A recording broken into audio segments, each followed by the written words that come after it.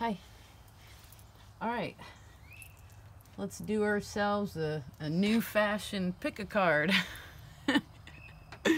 These are so much fun. Okay, so I want to just talk. Hold on, I'm going to straighten this out. It feels crooked to me. So we have three piles: blue, red, and purple. Blue and red make purple, right? But anyway, I feel like part of this pick a card energy has to do with understanding what is needed in this very moment, being inspired by that, and then stepping forward and making that happen.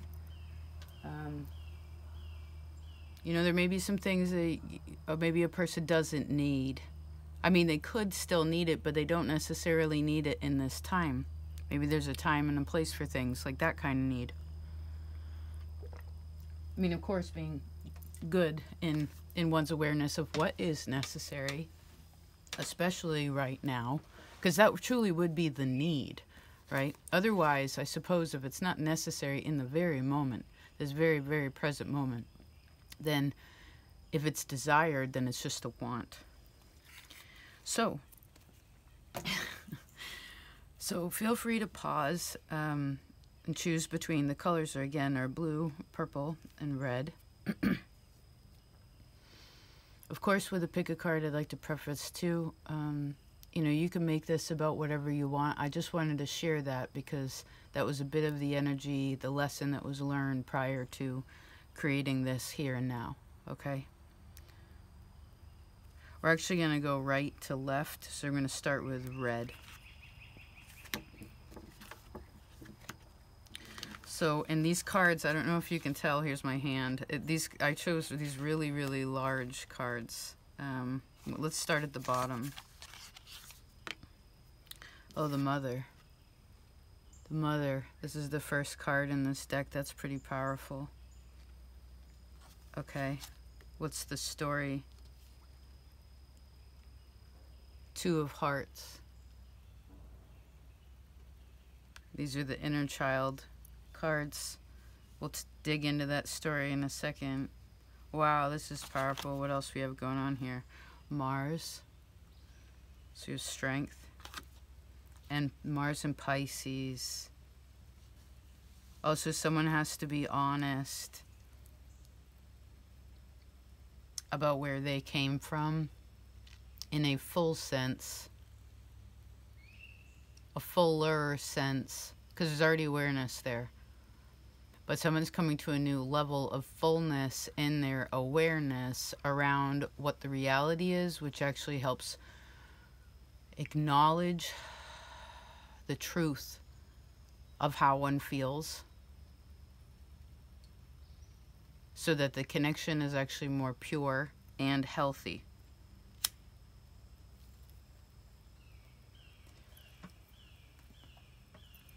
Just a second, please. This is fascinating.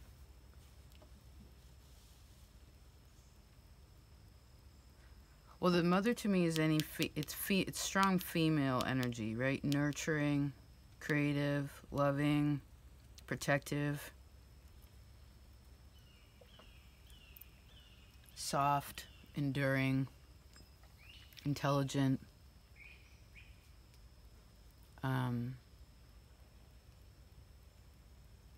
very patient. And then we have this Two of Hearts, which is kind of like the Two of Cups. This is a real love. This is like, because I guess once the mother wound is addressed, however this goes, remember, your mother makes your blood. Let's just talk about this connection for a second. From the Rainbow Bridge, from one generation to the next, the mothers make the blood. That's why if your mother is Jewish and your father is not, you technically are Jewish. But if your father's Jewish and your mother is not, then you're technically not, because the blood, it's the bloodline, right? Mars actually rules the blood.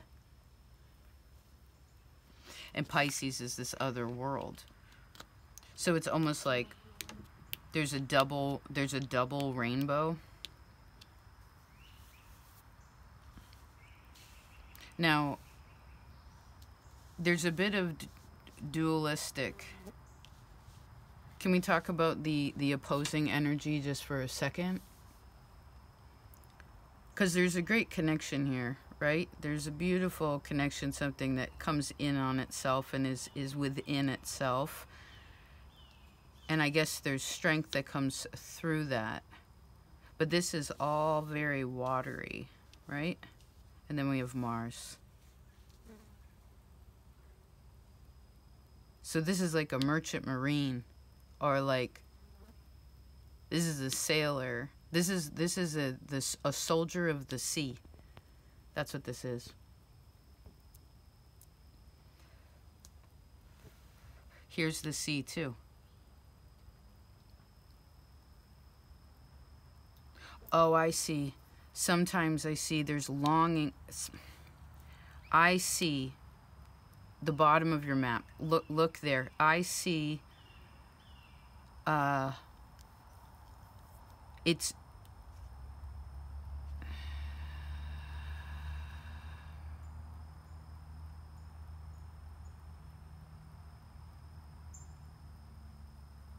what we see of the past, meaning what we can understand through awareness, is what we attract. If you are a woman specifically, looking at your Mars will show you what you are attracted to. This is also pointing right up at this purple. They usually end up connecting somehow, some way, but that's something about that.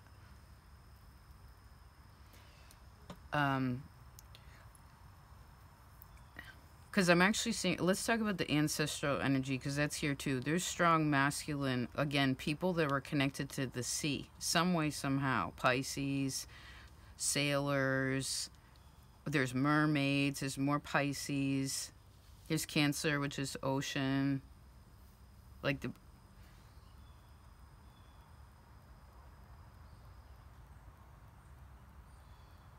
So again, I see once the mother wound is healed, whatever that is, this is a deep emotional, right? You have to go way in here. The wound has to become a pearl. When it does, then one realizes their own value, which then attract things that actually are part of the positive karma of your ancestors. But I guess, I don't know if this is suggesting as this is the way it goes, or if it's just what's through this space and time, but it's like we have to solve that before we can attract positive karma. We have to work through ego, or trying to force things, or to pretend.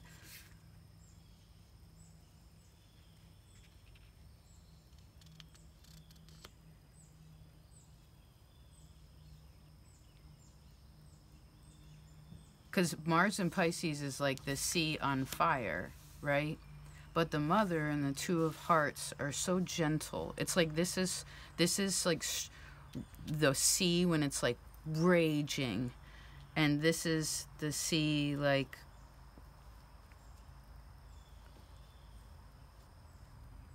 on a chill day. I mean, there's the waves, it's moving, it's not stagnant over here, but it's not threatening.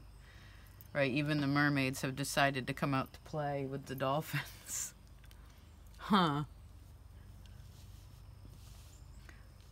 So, you know what? Maybe this is a bit of the duality of Pisces, too.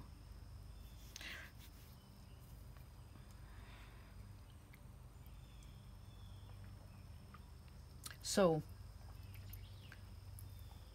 there's a feeling around love, right? And that is what's here, so it is not necessarily, I suppose, what's needed. If there's still someone's in a space where they feel the need to compete to win, then it's like putting oneself in a finite game, which causes opponents, right? Versus an infinite game where the purpose is to continue play, to find the joy in it.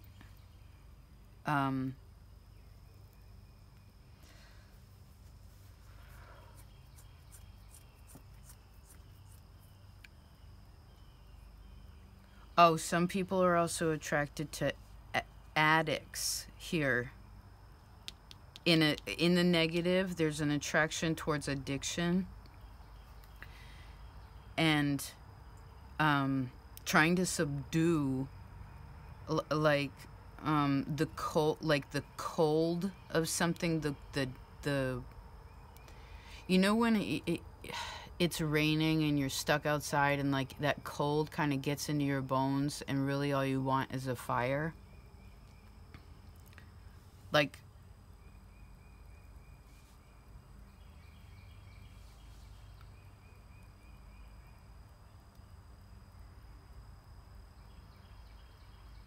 but you can't start a fire with damp wood.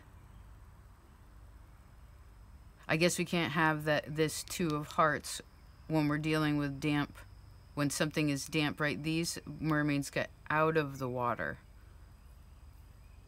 The oysters spit out the pearl. Perhaps usually when we even find a pearl, something dies in a way, right? Something goes away. It's used for something else, and then this part of it is used for something else, right? What, again, is necessary. And I guess people become less afraid also once the spiritual space is grown. But this reminds me of that Virgo reading for May, where it's like, you know, sometimes we're in the zone, right? It's like comfort zone. And we learn a lot there. It's like we go from like student to almost to a teacher zone, like meaning we can express what's going on. But then there's like this tight space. You cross the threshold, and then all of a sudden, you're student again. And that transfers over from the lessons that were prior, because really you're just competing. If you're competing with anyone, it's just competing with the self, right? Not to do one's best, not competing with someone else. Because power only comes through opposition or friction, right? Anger, ego, like brutality, that kind of thing. And these are like very opposite energies over here. That's why it makes it tumultuous. So maybe this is also where half of a person is also very attracted to drama. Somebody is very attracted to drama. It's like I'm gonna put myself in the most sketchiest situation and see, because that's my impulse, that's my drive, my desire in the moment. My energy says this. It's like almost like what could be called like trigger energy, where the emotions come on, and then that's what's the driving force, instead of just acknowledging the feeling. That's over here, is acknowledgement of the feeling, but not necessarily acting on it, right? We're allowed and supposed to have all the feelings that we are set up as human beings to have. That's the way the Creator made us. And we're supposed to feel them, know them, come to understand, hopefully, where, in a sense, they come from, right? But the way we act upon them, the way we deal with that energy, right? Like, because we could get, for instance, angry or selfish about something, but then be like, oh, well, let me be meditative on that and compassionate. You learn to be compassionate for what someone just saw. I mean, this doesn't mean a person doesn't have confidence in what is healthy or not, because they've already been around and in the sea of sorrow for so long, right? It's just like sharp. I see these words, sharp objects, you know, and here's head. It's just like stabbing, you know, like it's self-imposed, really. Interesting, right? Because Pisces can be very gullible, and illogical, right? If it isn't aware of, again, the drive or the impulse behind something. But once a person chills out, right? Not that Mars isn't important, because it is. This is how we we make things happen. This is our will to do, if you will, and it is a very important part. It's actually the last star before it gets into these more expansive stars. And Jupiter is actually the next thing in line, which is the ruler of Pisces, which that needs to be known before you can move into a Saturn thing of something that's actually healed, accepted, and then turned into something positive for the long term. Fascinating.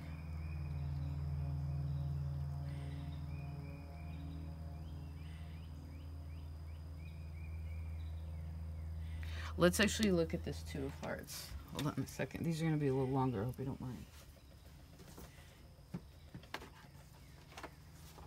When I'm creating, when I'm in the mode of creating... Oh, I found new cards. Cool. Thank you.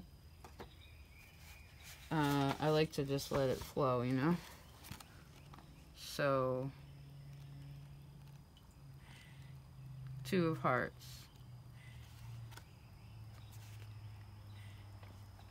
This kind of reminds me a little bit of the Pisces, what's coming towards you. It's like a combination of Pisces and Cancer, or like the Moon and Jupiter, something like that. Someone's first, second house is also highlighted. I would also look at Pisces and Mars since it's here.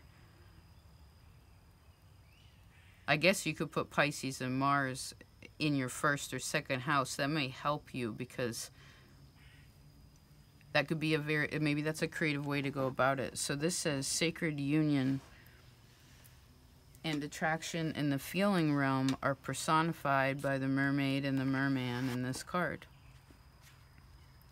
A rainbow connects and balances them. Two dolphins representing the intelligence of the universe leap over the rainbow in unison and enjoy. According to the classical myth, the dolphin was placed among the stars as the constellation Delphinius because it played the role of matchmaker, merging the sea goddess Amphitrite with Poseidon. This card can symbolize either two people sharing love or two aspects of a person striving for unity and wholeness. You see how it said or? Let's read that one more time. This card symbolizes either two people sharing love or two aspects of a person striving for unity and wholeness. Oh, this is so Pisces May. Therefore, marriage in all forms is associated with this card. It is from this place of divine union that we encounter balance and integrity in the polarity of the sexes. Two in any suit attracts the potential to regulate duality. You may be sharing your heart with another at this time, one who you feel to be belovedly connected. The spiritual partner could be an actual lover, a friend, or even just your own higher awakening. As you meditate on deeper meanings of this card, remember that your own heart can be a rainbow bridge of living color and light, linking you to the source of the divine and the divine child within, and helping you to heal old wounds of the heart. Wow. And I feel like that's what a bit of what this is. I mean, there could be just anger in the heart or fear in the heart because of when one has deceived oneself, right? Or like didn't trust their intuition, you know, or maybe just didn't quite, you might have had the feeling was there, right? The impulse, the drive to be like, yeah, and life is an experience. But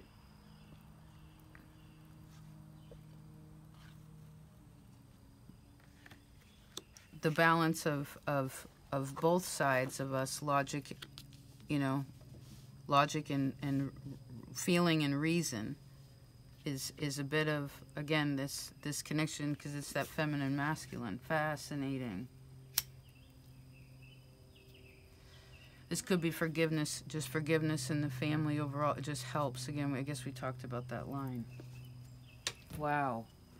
Okay, I had no idea. This is really awesome. Okay, let's go to Purple. Purple. What are we at? 22. Alright, where do we start? Bottom. Where's the cycle? Oh, right there. Thank you. Oh, this, yeah, number 2 definitely connects to number 1. Oh, the nectar. Wow. That's a very sweet card to receive. Bottom, huh? Scorpio. Neptune. Wow.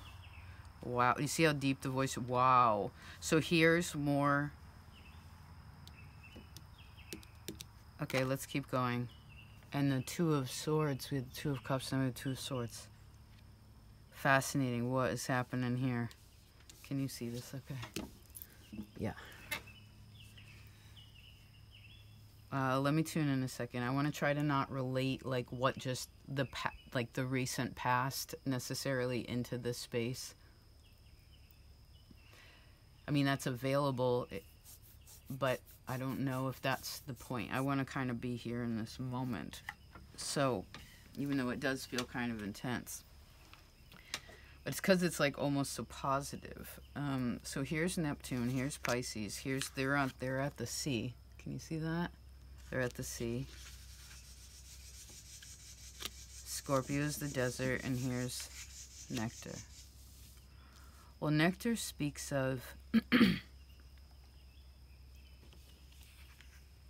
like sweetness and a connection within. It's kind of like nectar of the gods, where you receive, where it's been dry within, where it's been destructive within, right? Those places that are still bleeding or that didn't heal quite right. You know what I mean? Because we didn't give them enough attention, because we probably, one, didn't feel like maybe they felt like they had to keep going, or like there wasn't time, or it wasn't important. But I see there's like soothing with that now, which gives a more focused energy, right? Because there definitely was like an up and down. I see an up and down energy. But in the end, there ends up being like a guidepost. Like there's something, like someone may have been like, where, Neptune, where am I? Where is the land? Where is the water that can sustain me, right? Where is it? Where, oh where?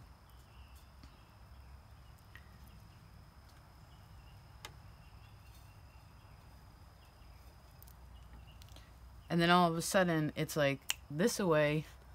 Here you go. You go this way.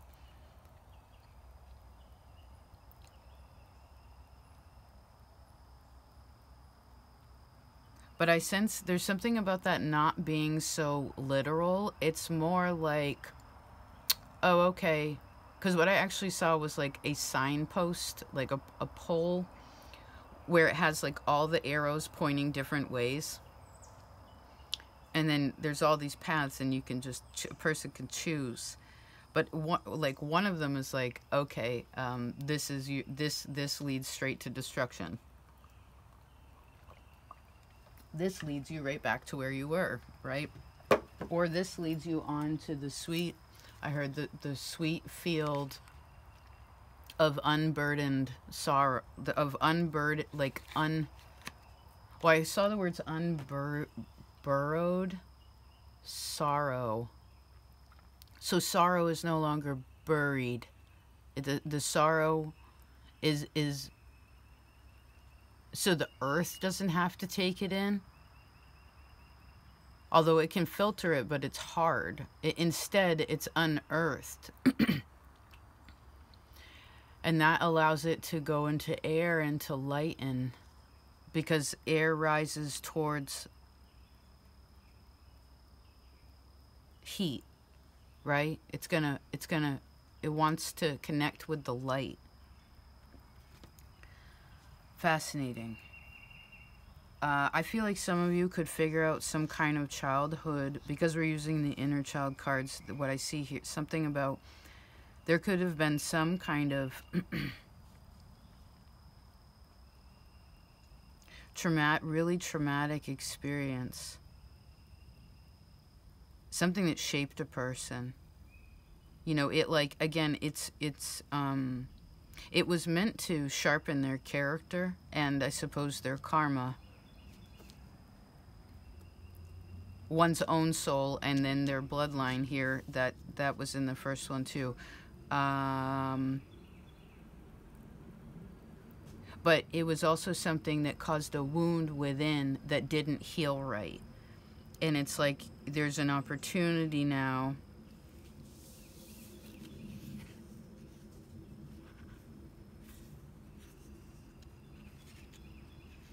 to re-heal something, because it's like these other parts got stronger around it, so it's like it gives it some kind of form. And I saw like a baby in a cradle. You know, it's like, okay, this delicate thing can be here because it has these bounds that are this safety zone that's like solid, right? Someone knows that. But so in relation, there could be some sort of, again, deep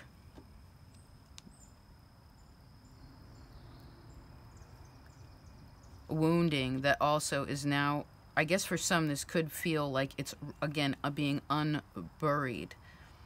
But I want you to find, like, as much as you can, even though I feel like it would be really sensitive, is remember, like the ocean, it changes, right? Everything, feelings are temporary. And maybe for some of you, like a word list of emotional, I mean, it could be a word list of anything, but I feel like you want to type in like word list, and whatever you find, I feel like use your intuition. It's gonna give you something. And I feel like I saw someone with a full paper, like with something they can touch and hold, pick up, and be like, okay, say you're in this space. It's like you hold it and you're like, okay, wait, what am I feeling? What is going on here? How can I describe this? Because this could be something that's really difficult to describe, so it needs some kind of, again, like a little bit of the other brain, the other side of someone to then match. Number one will be very helpful.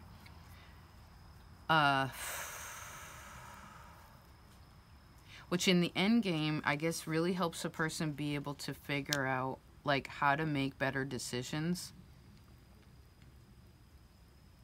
Because I'm almost seeing where Neptune is beneath the, like on the bottom of the map.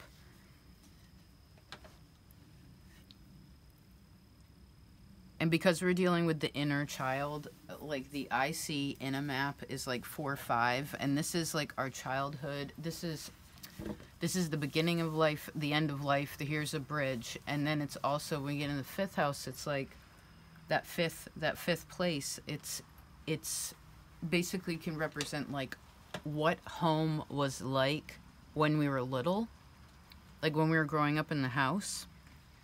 And with Neptune here, it would be like, well, someone was so intuitive when they were little, like really, really magical children here. But I would assume that power wasn't, because something was so young, like it was like the beginning bud versus the full blooming plant. It probably was scared of that or didn't understand how to cooperate with that energy. But that's a part of it. But it could also be a child that was like ignored, like someone was like invisible, like invisible. Neptune, Scorpio is invisibility. It's like I can, you know, you could be in the middle and so like no one sees you. It's like, how do you not see me? How do you not see? I heard, how do you not see what's going on? Maybe the child could see things that others couldn't see or didn't want to see.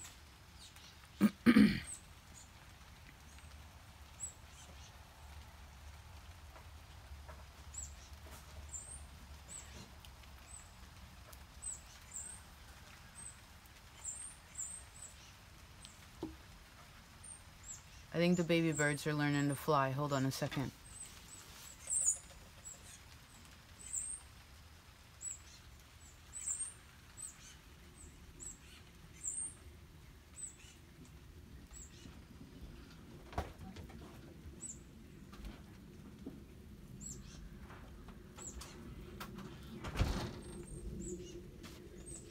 Okay. I've always been very protective of children. What about you? So let's read about this two of swords in the book. This is the inner child cards. Learner and Learner. It's Bear and Company. I think they're from like the 90s. Let's see. I bet there's something important here.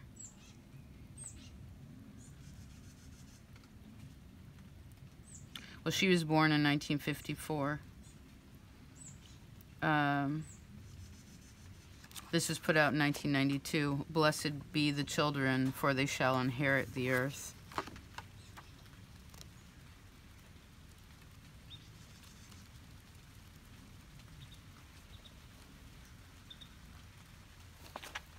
Dose. Okay. It says fencing and dueling are popular sports and art forms that require skill, balance, and grace. They involve lucid.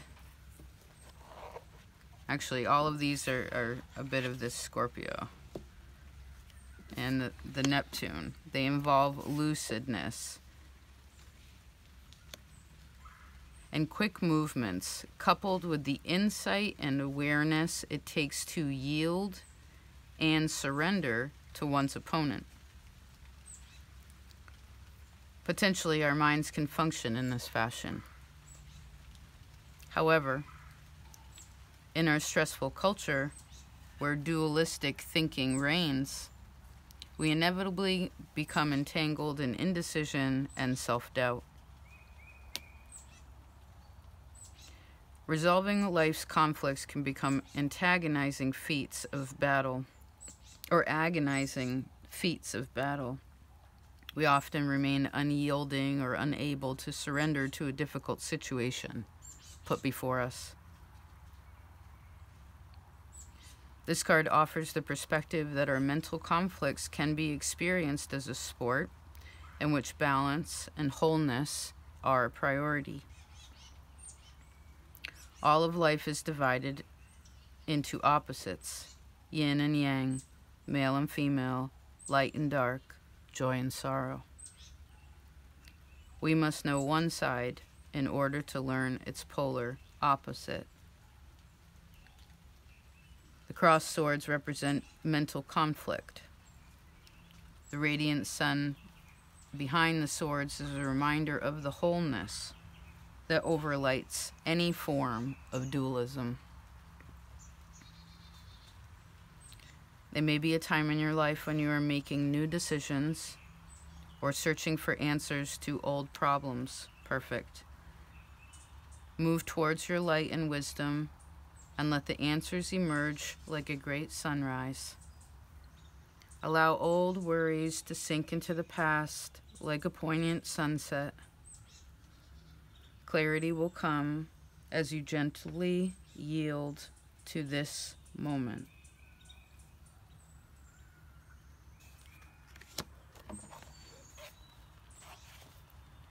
You know, because this nectar too, when it's in balance, it's comfortable, right? A flower is so sweet and delicate and feminine, right? And there are flowers in the desert, but flowers certainly, this is like a desert rose, or like an ocean rose.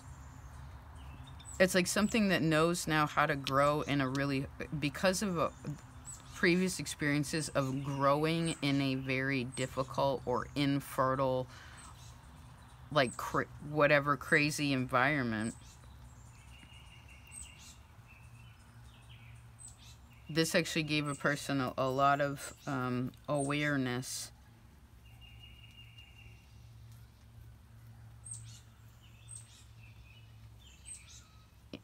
into what's right and wrong.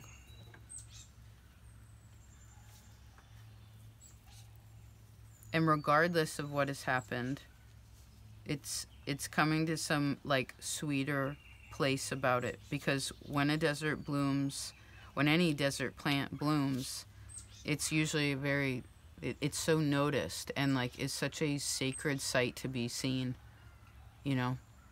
It puts a person in awe, like the most beautiful sunrise, right, or sunset.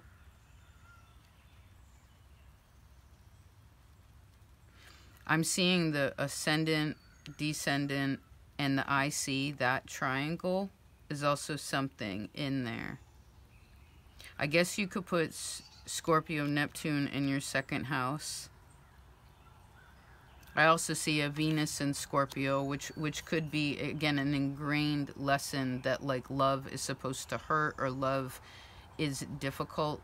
And yes, every rose has its thorn, but it goes back into these understanding we have to, joy, sorrow, right? We wouldn't be able to really savor what it is to fill our bellies if we never went a little bit hungry, right? Like the talking heads say, stay hungry. And I see don't take less than.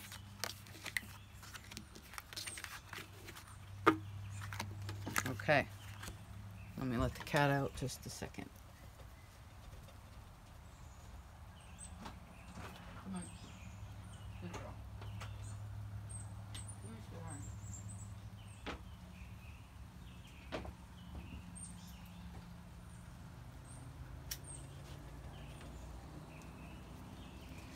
All right, number 3. This is blue. All right, let's start here. Oh, the healer. Beautiful. Wow. That's actually very closely connected card-wise to nectar here. It's like a similar energy. This is the number 2 was more of a, the purple was more of the internal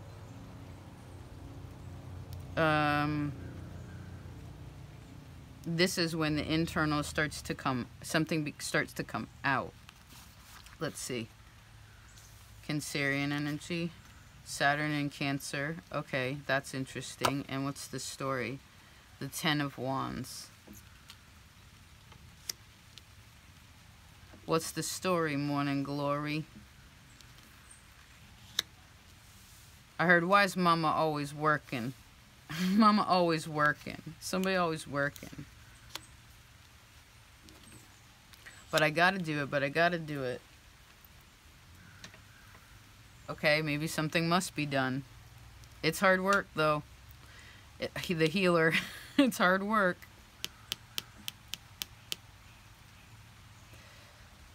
So, this is interesting. Number 1 had Mars and Pisces, which is a very debilitated place. It's like the most difficult place for Mars.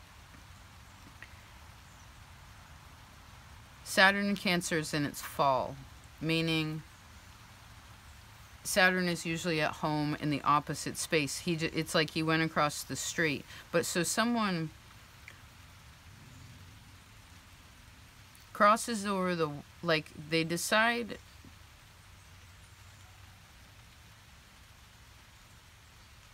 what they enjoy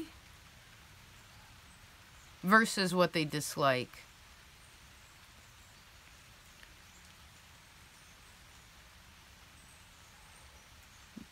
Moves into another stage, which is a little bit more challenging.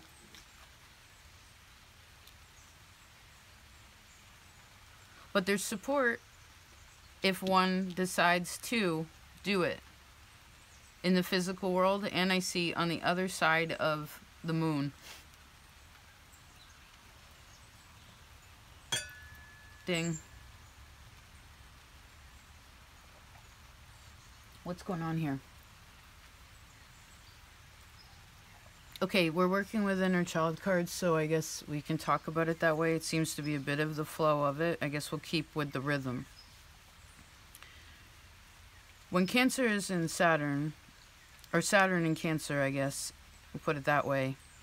This is when, like, one naturally doesn't feel, like, loved. It's because a parental figure, most likely the mother, some way or another was, like, restricted, or love was restricted, comfort was restricted. Like, I could actually see this as, like,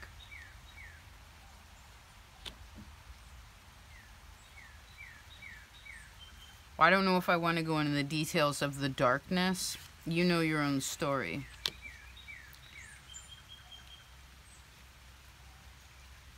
Because even when a person is, like, so successful, so this is self-sacrificing energy. But I guess it depends what one is doing it for, right? I mean, security, emotional security comes from within, emotional security. But sometimes we need to be focused on, say, we have to sacrifice something to be able to, if one is oriented towards physical security, right? It's thinking ahead, not just in this very moment. And maybe a part of why that happened when, say, you were little. I feel like this is when you were, like, under 10 and under. It's like, part of why that happened was so that even though it made you made a person more emotional, but it also helped a person understand the bounds of what it is like to feel, and that those bounds for this energy are so wide. But you know what the thing is whatever the emotion, the depths or the deepness or the far-reaching places of where this emotion actually goes, I heard that sometimes nobody else knows, is to show a person that, like, that's how much you are loved on the other side of that feeling. Once wherever a person goes, that energy, wherever the bounds are, it's like, which can feel, I see, so deeply, like, at certain times was so deeply, like, petrifying. It's like, how do I find my way back, right, to the center of something? Like, to know where you've been before. But again, just on the other side of that, it's like I saw someone, like, there were these great arms, like, holding it and comforting. But I would say that for most of you, that this could end up this is had now physically. The comfort and the love, there's like an awareness around that with the healer card. But it's still hard for a person to express themselves. Like, to feel, I guess this is a very private feeling. It's a very private feeling. It's a very particular, like, it's like calculated feeling. So in some ways, I guess this is feeling and logic, or like feeling and reason.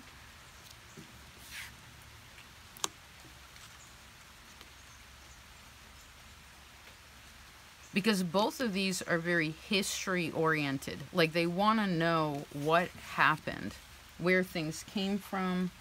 Like, they want to, these are both extremely responsible, like taking care of family, taking care of the responsibilities. Like, they put a lot on their plate.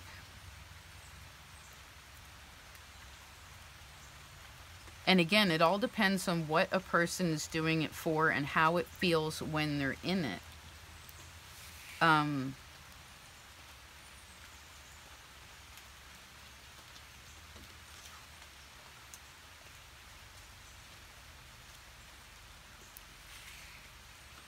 This could also be healing mother, father. Mother, father. It's family-oriented things, right? Now, as an individual energy, Cancer is home, Saturn is building, right? Home is a place of security, Saturn is a place of security. This is very highlighted. So actually, I see a person becomes emotionally secure here, like within themselves, and like more about those bounds.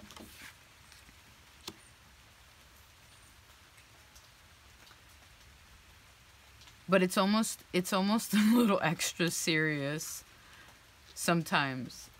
So I would suggest what lightens something would be very helpful to be conscious of. Although someone is so in like, I am very disciplined in this time.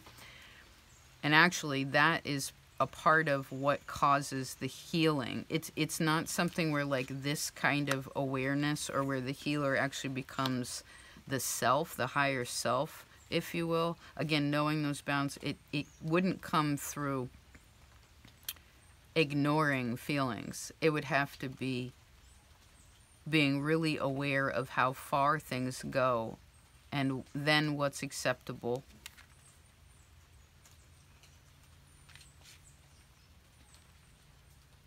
This is probably this is workaholic energy too. Again, you could be a stay-at-home mom, whatever someone's job is. It's like they just... But you know what? This is some of the most dedicated, because this is also a relationship. Like, well, I heard forever. It's a... This is something that sticks.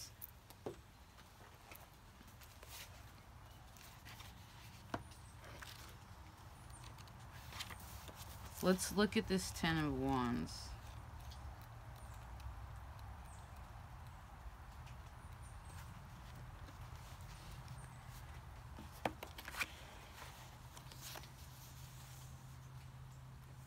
Once the decision is made to cross the threshold into a magical garden, the long journey towards rebirth reaches its destination.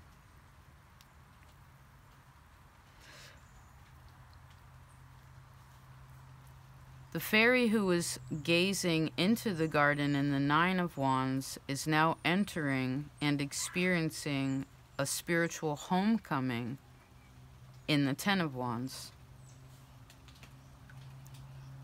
The multicolored butterflies on the gate have been transformed into a crown of white butterflies, creating a divine aura of protection and guidance.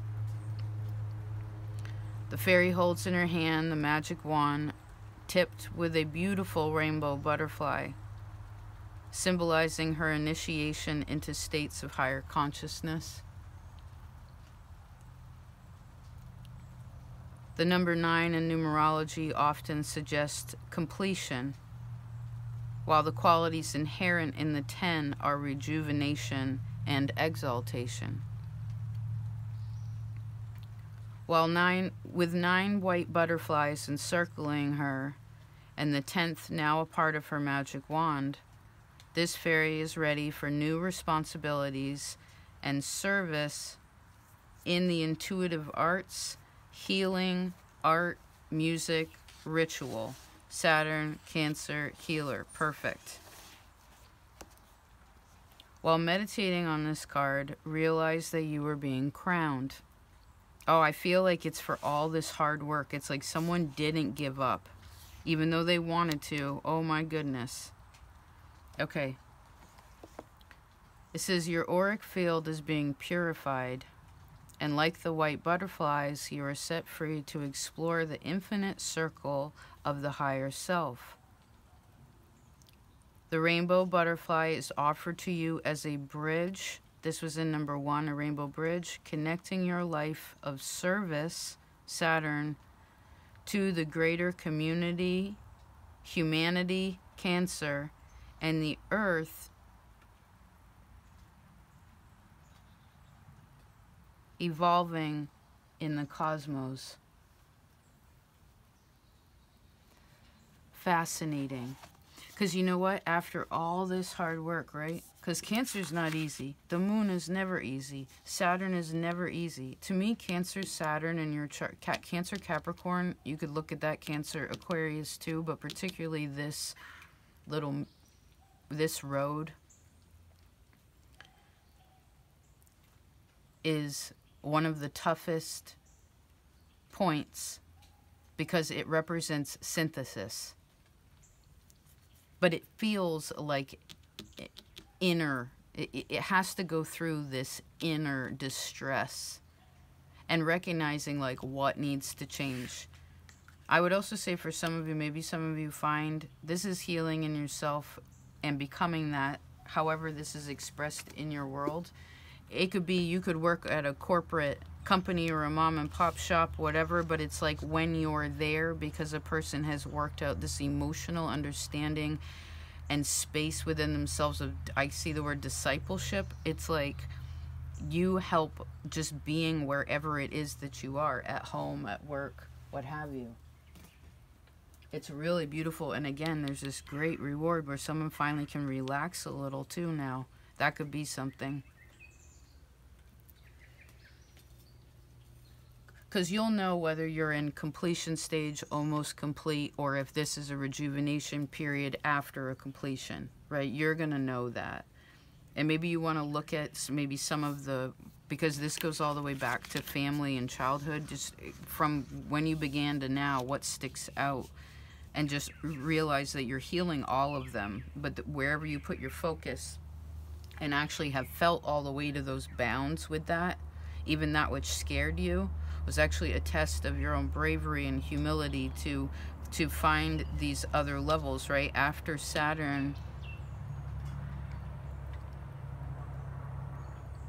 comes Uranus, which is this, well, Uranu to some is God. It is like the creator of the universe. Fascinating.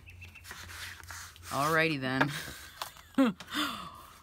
Oh, I'm glad I figured out that I had exactly what I needed. And figured out what I didn't need also. Okay. I love you so much. I hope this was helpful. What interesting cards together. Very creative. Thank you. I'll talk to you next time. Peace out.